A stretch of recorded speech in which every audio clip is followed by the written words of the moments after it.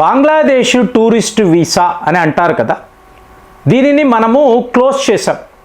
మహమ్మద్ యూనస్ వచ్చిన తరువాత వీడి ఆగడాలు, సో దానికి మనము ప్రతీకారంగా నో బంగ్లాదేశ్ టూరిస్ట్ వీసా అని చెప్పాం. మొన్నటికి మొన్న దీనిని రీఓపెన్ చేయాల్సి వచ్చింది. చూడండి, విత్ ఇన్ అవర్స్ 1,40,000 అప్లికేషన్స్ అండి. మీకు బంగ్లాదేశ్ పౌరులు క్యూ కడుతున్నారు. ఎటు చూసినా పెద్ద పెద్ద లైన్లు. అంటే ఇది మనం ఎలా చూడాలి అంటే హెల్త్ వీసాగా చూడాలండి. బంగ్లాదేశ్ నుంచి భారత్కు ఇంతంతమంది ఎందుకు వస్తారు అంటే అనారోగ్యం. మీకు బంగ్లాదేశ్లో మంచి హాస్పిటల్స్ ఉండవు కాబట్టి వీళ్ళు ఇన్వేరియబుల్గా భారత్లోకి వచ్చి, ఇప్పుడు ఈ మాల్డా లాంటి ప్రాంతాలు ఉంటాయి చూసారా, చిన్న చిన్న హాస్పిటల్స్ ఉన్నా కూడా విపరీతమైన రద్దీ. వీళ్ళందరూ ఎక్కడ బంగ్లాదేశ్ నుంచి వచ్చేవాళ్లే. సో అలాంటి ఒక కల్చర్ ఉండేది. మధ్యలో ఆపేసాము కదా, సో వీళ్ళకి ఎటు వెళ్ళాలో తెలియని పరిస్థితి. ఇవాళ ఓపెన్ అన్న వెంటనే కుప్పలు తెప్పలుగా మన సరిహద్దుల్లో, మన వీసా ఆఫీసుల్లో వీళ్ళు క్యూ కడుతున్నారు. సో ఇప్పుడు ద బిగ్గెస్ట్ డిబేట్ మనం మాట్లాడుకోవాలి, మనం ఆలోచించాలి. ఎంతకాలం అండి మీరు మంచి దేశము మంచి దేశము మంచి దేశం ఈ పేరు తెచ్చుకోవాలి అని చెప్పి, ఇప్పుడు మీరు గమనించారు అనుకోండి, వాడి ఇష్టానుసారం మనల్ని తిడతాడు, ఎన్నెన్ని కుట్రలు చేయాలో చేస్తాడు. తరువాత మోదీ గారు మమ్మల్ని క్షమించండి తప్పైపోయింది అంటాడు, మనం క్షమించేస్తాం. ఇది ఎంతవరకు కరెక్ట్? తప్పు కదా. మనము శ్రీకృష్ణుడు మన గురువు ఒక మాట అంటాడు. ఆయన ఏమంటాడు? శత్రువుని శత్రువుగా చూడు, మిత్రుడిని ఎప్పుడు మిత్రుడుగానే చూడు. ఇందులో నుంచి, ఈ సూత్రం నుంచి మనము డైవర్ట్ అవుతున్నామా? బాగా ఆలోచించాలండి. ఎందుకంటే నాకైతే ఇప్పుడు ఈ వీసాస్ అన్నారు కదా, కరెక్ట్గా అనిపించడం లేదు. ఇప్పుడు ఇదేదో మహమ్మద్ యూనస్ వెళ్ళిపోయాడు, తాకీర్ రెహమాన్ వచ్చాడు కాబట్టి అంతా న్యూ నార్మల్ అయిపోతుంది. ఇవన్నీ మనం ఆలోచించకూడదండి. ఎందుకు అంటే తాకీర్ రెహమాన్ మీకు అమెరికా అంబాసిడర్ ఇంటికి వెళుతున్నప్పుడు అక్కడ ఎవడు కూర్చొని ఉన్నాడు? ఇదే మహమ్మద్ యూనసే కూర్చొని ఉన్నాడు. అంటే వీడి రోల్ అయిపోయిందని అనుకుంటే అది ఎంత పొరపాటు. వీడి బుద్ధి అదే. వీడు ఒక తీవ్రవాది అంటే తీవ్రవాదే. వీడికి ఏదో నోబెల్ బహుమతి ఇచ్చారు అంటే వీడితో పెద్ద మేధావి అయిపోడు. వాడి బుద్ధి అంతే. ఇప్పుడు ఈ తారిక్ రెహమాన్ బుద్ధి అంతే. వాడు ఏం చేయలేడు కదా. లేకపోతే మోంగ్లా అనండి, మీకు చిట్టగాంగ్, ఈ పోర్ట్లను అమెరికాకు చైనాకు ఇస్తాడా అండి చెప్పండి. సో వాళ్ళ బుద్ధి అదే అన్నప్పుడు మీరు ఎలా ఉండాలి? ఇప్పుడు పాకిస్తాన్ అంటున్నామండి, పాకిస్తాన్ సరిహద్దులనంతా కూడా మూసివేశాము కదా, ఫెన్సింగ్ చేశాము కదా, వాడితో ఎటువంటి డిప్లొమాటిక్ టైస్ లేవు, వ్యాపారము లేదు, ఆఖరికి వాడి ఎయిర్ స్పేస్ను కూడా మనం వాడం. శత్రువే అలా చూడాలి. అది విడిచిపెట్టి బంగ్లాదేశ్ విషయంలో వాడిని బెదిరించడము, వాడు భయపడిపోవడము, మళ్ళీ దారిలోకి వచ్చాడు అనుకోవడము. మళ్ళీ ఇవాళ కొన్ని ఫ్యాక్టరీల్లో మీకు ఫోటోలు చూపిస్తాను, జిహాదీ ఫ్లాగులను వాళ్ళు సిద్ధము చేస్తున్నారండి. ఐఎస్ఐఎస్ ఫ్లాగులు, జెండాలు ఓపెన్గా మేము భారత్పై యుద్ధము ప్రకటిస్తున్నాము అని వాళ్ళ ఫ్యాక్టరీలో ఇలాంటి జెండాలను, వాళ్ళు ఐఎస్ఐఎస్ జెండాలు, ఇలాంటి దేశముతో మనం ఇంకా ఎందుకండి ఫ్రెండ్షిప్? ఇప్పుడు 4 యుద్ధాలు జరిగాయి పాకిస్తాన్తో, అంటే ఇంకా ఎక్కువే.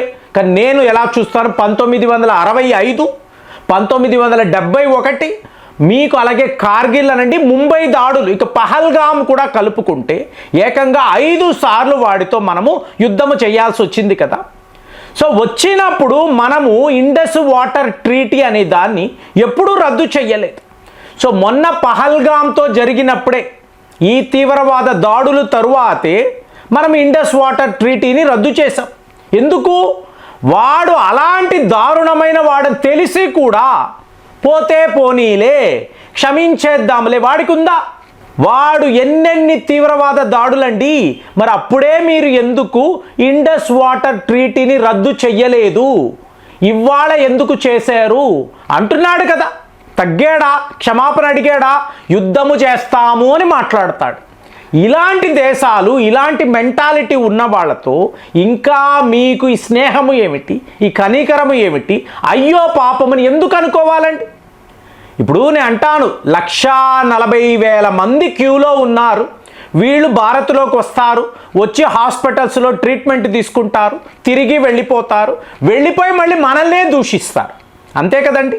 మాల్దీవ్స్ని చూసాము, అలాగే పాకిస్తాన్ని చూసాము, నేపాల్ని చూస్తున్నాము.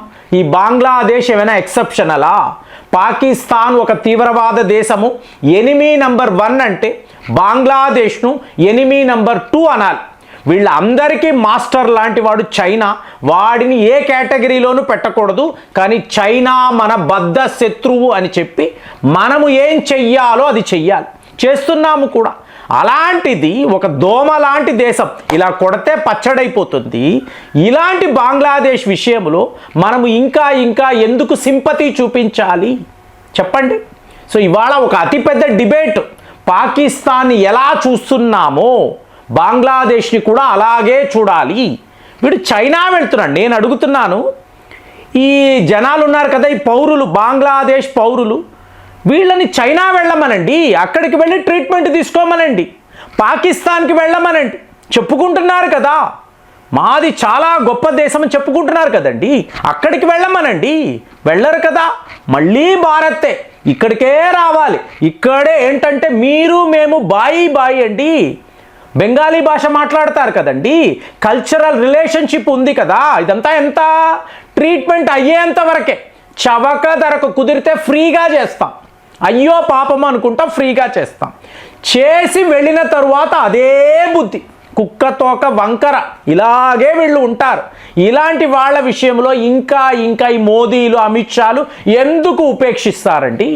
ఎందుకు వీళ్ళ విషయంలో? ఇవాళ వెస్ట్ బెంగాల్ పోయింది కదా, ఇది మామూలు కాదండి, వాళ్ళు మామూలుగా తీసుకోరు. మీకు పాకిస్తాన్లో, ఆఫ్ఘనిస్తాన్లో ఎక్కడెక్కడ తీవ్రవాదులు ఉన్నారో వీళ్ళందరూ బంగ్లాదేశే వస్తారండి. వచ్చి వెస్ట్ బెంగాల్లో ఏదో ఒకటి చెయ్యాలని ప్రయత్నాలు చేస్తారు. ఎందుకంటే వాళ్ళ యొక్క టోటల్ మీకు ఈకో సిస్టమ్, ఎకనామిక్ సిస్టమ్, మాదక ద్రవ్యాలు, human trafficking, kidnapping, fake currency, మొత్తము సర్వము ఆగిపోయింది. అలాంటప్పుడు వాళ్ళు ఊరుకుంటారా? వాళ్ళ ఆదాయమే పోయింది కదా. ఆ రోజుల్లో పాకిస్తాన్ వాడు భారత్ యొక్క ఫేక్ కరెన్సీస్ని ప్రింటింగ్ చేసుకుంటూనే బతికాడు. దురంధర్ చిత్రంలో క్లియర్గా చూపిస్తారు, ఆధారాలతో మనకు ఇవాళ ప్రూవ్ అయ్యింది. అదే మనము డిమానిటైజేషన్ చేసిన తరువాత 2016 తరువాత అడుక్కుంటున్నాడు కదండి, ప్రతి ఒక్క దేశము దగ్గర వెళ్ళి అడుక్కుంటున్నాడు. ఎందుకు? ఫేక్ కరెన్సీ ర్యాకెట్ ఆగిపోయింది, హవాలా మనీ అనేది ఆగిపోయింది. ఇవాళ వీడు బెగ్గింగ్, ప్రతి ఒక్క దేశము దగ్గరికి వెళ్ళి బెగ్గింగ్. ఇదే పాకిస్తాన్ యొక్క పరిస్థితి. మరి ఇప్పుడు ఈ బంగ్లాదేశ్ విషయంలో మనం ఎంత కఠినంగా ఉండాలి? ఎందుకు చెప్తున్నానంటే, మీకు పాకిస్తాన్లో ఉండే ISI, అమెరికాలో ఉండే CIA, ఇక్కడ ఉండే లోకల్ తీవ్రవాదులు కలిసిపోయారు. మళ్ళీ పాకిస్తాన్, బంగ్లాదేశ్, చైనా వీళ్ళు కలిసిపోయారు. ఇవాళ యుద్ధ విమానాలు కూడా ఇస్తాం. ఏంటి, ఈ విమానాలను పెట్టుకొని వాడు మనతో యుద్ధము చేస్తాడా? ఇదేమైనా కామెడీయా? అలాంటిది వీసా అనేది రద్దు చేశారు కదా, ఇవ్వము అన్నారు కదా, ఆఫీసులు క్లోజ్ చేశారు కదా, పర్మనెంట్గా క్లోజ్ చేసేయండి. మనము లిటరల్గా బంగ్లాదేశ్ని పాకిస్తాన్ లాంటి దేశంలాగా చూడాలి. సరిహద్దులను మూసేయండి, వీళ్ళతో ఉండే డిప్లొమాటిక్ ఛానల్స్ అంతా క్లోజ్ చేయండి. బంగ్లాదేశ్ పౌరులు భారత్లోకి రావాల్సిన అవసరమే లేదు. మీరు చైనా వెళతారా, అమెరికా వెళతారా, లేదా ఆఫ్రికా వెళతారా, మీ ఇష్టం. మా దేశానికి రాకండి అని అన్నాము అనుకోండి, అప్పుడు వీళ్ళకి అర్థమవుతుంది భారత్ ఎంత ముఖ్యమైన దేశం.